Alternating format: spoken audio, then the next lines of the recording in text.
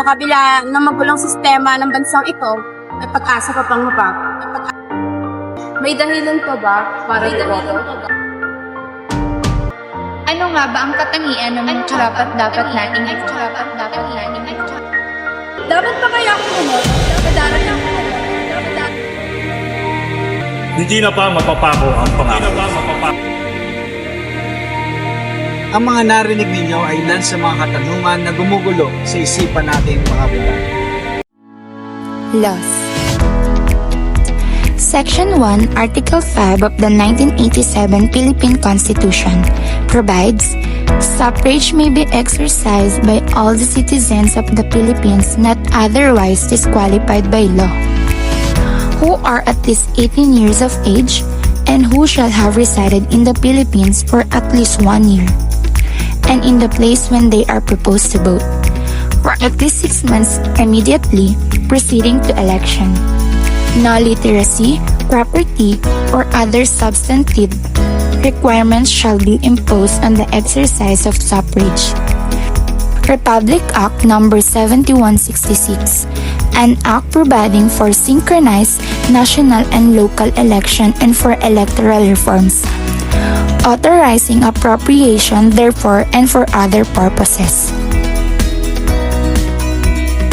Republic Act No. 8189, the Voters Registration Act of 1996, an act providing for a general registration of voters, adopting a system continuing registration, prescribing the procedures thereof, and authorizing the appropriation of funds therefore. Ang tanong, nakapagparehistro ka na ba? Kung nalilito ka pa rin sa mga step para magparehistro, no worries, we got you. Kung ikaw ay 18 years old pataas at hindi pa rehistrado, ito ang mga dapat gawin. Pumunta sa Comelec office ng maaga para mag-fill up ng form para sa rehistro. Ihanda ang iyong birth certificate, ID ng iyong pagkakakilanlan, barangay clearance at certificate. Tiyaking natapos ang step-by-step verification. Siguraduhin matanggap ang acknowledgement receipt o stub matapos ang pagpaparehistro. At ngayon naman, ito ang ilan sa mga bagay na dapat nating tandaan sa pagpili ng ating mga iboboto. Una, makadiyos. Pumili ng mga kandidatong makadiyos kung saan may prinsipyo at takot na gumawa ng mali. At pangalawa, pumili ng kandidatong makakaligasa. Suriin ang inyong iboboto kung sila ba'y mapagmahal sa kalikasan at kanila itong aalagaan. Ilan sa mga halimbawa nito ay pagkakaroon ng advokasya para mapangalagaan, maging malinis ang ating kalikasan. At pangatlo, pumili ng kandidatong katao kung saan hindi nasubulag-bulagan, hindi nagdidini-dinihan, bagkos kinakitigan ang mga inaing nakararami. Sa laylayan man o hindi, walang mahirap o mayaman, lahat ay pantay.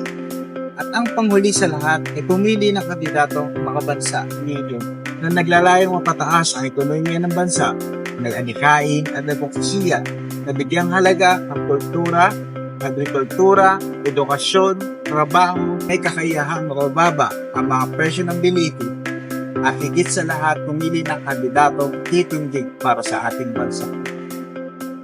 Narito ang mga dapat gawin sa botohan. Una, pumunta ng maaga sa lugar ng botohan. Pangalawa, huwag kalimutang dalhin ang listahan o kodigo ng mga pinipiling kandidato. Pangatlo, magdala ng mga kakailanganing IDs para sa pagkilanlan.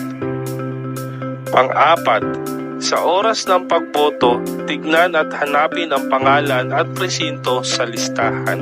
Pang-lima, sa loob ng presinto, lumapit ka agad sa mga inspektor para magpa-verify.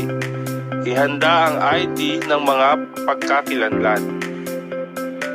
Pang-anim, inspeksyonin ang balotang ibinigay kung gusot-gusot, may punit o pilas at higit sa lahat ay kung may nakasulat na o nakamarka na ang mga nominado.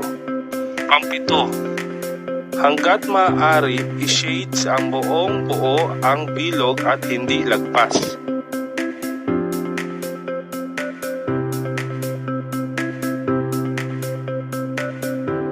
Pangwalo, suriing maigi ang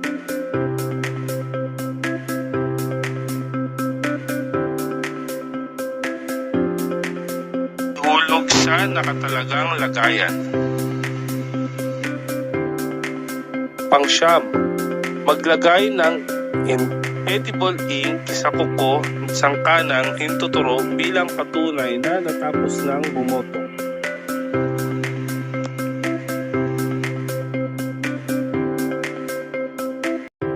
Mga hindi dapat gawin sa pagboto. Una, pagboto ng sobra sa hinihinging bilang ng mga kandidato sa pinaglalabanang posisyon. Pangalawa, magtingin sa balota ng ibang tao.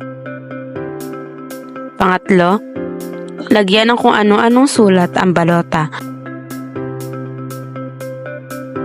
Pang-apat, gawing pamaypay ang balota. Panglima, maglagay ng kung anong pananda, X, check o tuldok sa bilog ng napiling kandidato. Pang-anim, gumamit ng cellphone sa loob ng presinto. Pang-pito, pagkuha ng litrato sa balota kung kabibigay pa lamang at kung tapos nang makaboto. Ito ang mga dapat gawin pagkatapos bumoto. Ipasok ng marahan ang balota sa vote counting machine. Sa uli ang ipinahiram ng marking pen at sticker C folder sa mga kawanin. Tiyaking makuha ang resibo matapos mahulog ang balota sa vote counting machine. Iwasan ang pagtambay sa lugar kung saan ginanap ang botohan. Umuwi at magabang ng update o balita sa telebisyon o radyo. Boto mo, ipaglaban mo, at huwag Huwag laging go with the flow, mas mainam pa rin na go with rational. At sa tamang pagpili mo ang pagbabago. Huwag magbulag-bulagan, gamitin ang karapatan, maging matalino sa pagboto. Gamitin sa wasto ang boto at sa tamang kandidato. Maging matalino at mapagmatyag para sa ikauunlad ng ating bansa.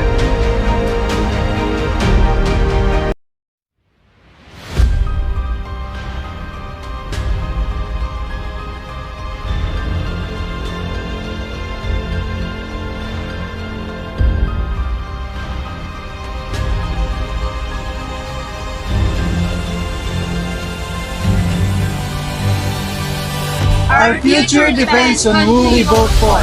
Vote wisely.